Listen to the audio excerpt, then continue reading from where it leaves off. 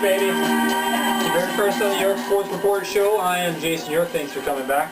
Blackhawks and the Canucks, if they are to go far, no matter what, one of those teams will have to run into San Jose. And I think San Jose, now that they've got Danny Healy, now that they've got that bona fide goal scorer, maybe they make some noise this year. Who knows what's going to happen with San Jose? They've got some decent names on their blue line there. If the goaltending situation can turn itself around for once in the playoffs, who knows? But quickly with the Vancouver Canucks and a lot of the papers this week, for the Canucks to go far, this is what has to happen. The Sedins and Burrows have to more or less play lights out hockey every single night. And that's that, folks. Guys like Raymond, guys like Kessler, yeah, I mean, I've been talking about it for the last 2 weeks now. And these are the guys, Kessler, Raymond, Wellwood, these guys have to step up huge. And if these guys do step up huge, who knows what's going to happen? They might go far. Heartbreaking loss against the Red Wings today for the Chicago Blackhawks, the shootout. Wings clip the Hawks. The Hawks get a point though, but they do not get first place overall. The San Jose Sharks get that. The LA Kings now, that is the issue there with the Vancouver Canucks, because now you're going up against Dustin Brown, you're going up against Kopitar, and then you got to go up against Doughty as well. These are three good hockey players. These are three really, really, really good bona fide superstars, maybe. And how many superstars do the Vancouver Canucks really have? I mean, Roberto Luongo, sure, I'll put him up there. I know a lot of people, and maybe including himself. I won't go so far as including himself.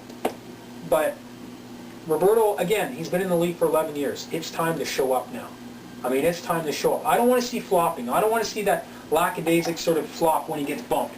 Roberto's really bad at that. When he gets bumped, he kind of adds to it, and one day that's going to cost us. And you know what? It already did. You want to go back and you look at the Anaheim Mighty Ducks series in game, what was it, Game 5? Game 5, maybe, I think. And we were down, and Niedermayer threw that puck at net, and Roberto got interfered with or something, and he kind of thought the play was going to be called, and he left his net. And that you can't do. And LA is not going to be afraid to get in front of Roberto Luongo. So again, it's up to Kevin Bieksa. It's up to Alexander Edler to find some toughness in his skin here. You know, I mean, Sammy Sallow, same thing. I mean, Sammy comes back, who knows? Shane O'Brien, that's the other big guy too. You're big, use your weight. You're big, show your toughness. You're big, drop the gloves. And it's going to be guys against. It's going to be against guys like Dustin Brown.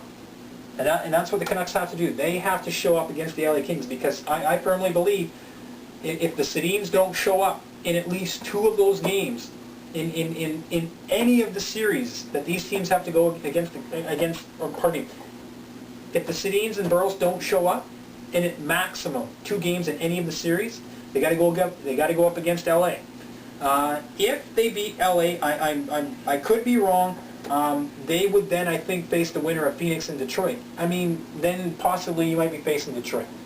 We all know how that has fared before. So the Canucks are in an exciting playoff race here, right off the top. I like the matchup against the LA Kings. I think they can beat the LA Kings. I think because they're more mature, and I'm not going to go that route entirely, because everyone said it against the Canucks last year over the Hawks. Well, they're more mature. I don't know how many people I talked to that said, oh, the Canucks will roll over the Hawks. The Hawks have a lot of skill. I mean, and now this year in the playoffs, you're adding Marian Hossa. Who knows?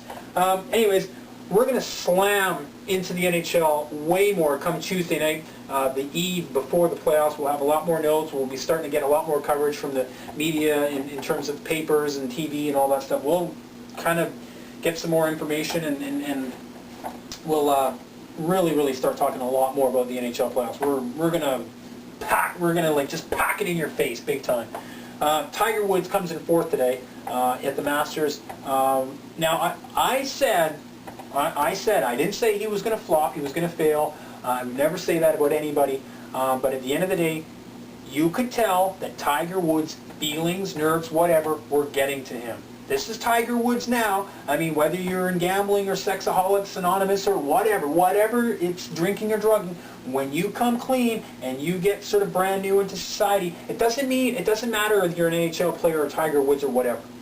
your nerves are going to start to get to you when you're sort of brand spanking new out of a treatment center.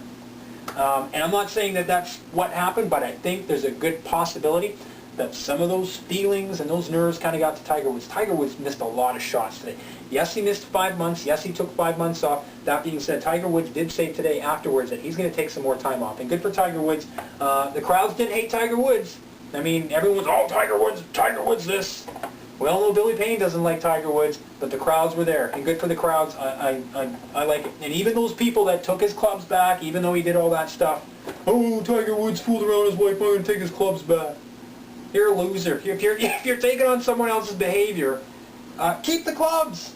Those people, those were the people who were at Augusta. And they were going, yeah, Tiger. Good for those people to overcome their hate on with Tiger. Good for Tiger. That was great. Hey, the guy finished 4th. Not bad. Not bad at all.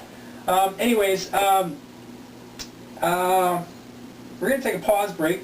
We're going to come back. We'll come back tomorrow. We'll touch on, oh, we haven't done this in a couple of days, forgive me. Even though you've seen it a million times, go watch Midnight Run. Watched it the other day. It's not a bad movie. Robert De Niro and Charles Grodin, great movie. There's this sort of low, somber, sort of guys, sort of camaraderie stuff going on in this movie where it's just kind of cool. It's not rough and tough too much, but it's got a good sort of excuse me, it's got a good little sort of theme to it. And it's two guys that get in trouble with the law a little bit here and there, and it's a good movie. So even though you've seen it a million times, go watch Midnight Run. Great movie. Watched it last night. I liked it. Anyways, that being said, we didn't receive a phone call today because the Hawks game was in the morning. So rumor is we've got a few girls that will be calling the show Tuesday night, wondering if they can come over and watch the Hawks game. But not to worry, we will be back Tuesday, and we'll be slamming everything about the NHL in terms of the matchups. Congratulations to Henrik Sedin. I wanted to get to that. He finishes as the points leader. I like it better now that Sid's up there with Ovechkin in terms of points, 109, and then you've got Henrik 112. For some reason, I think that plays into the Henrik Hart Trophy candidate for sure, no matter what, in my mind. But we'll touch more based on Henrik Sedin Tuesday. We'll talk much more in depth about the Hawks and the Vancouver Canucks. And Jason York, thanks for watching tonight.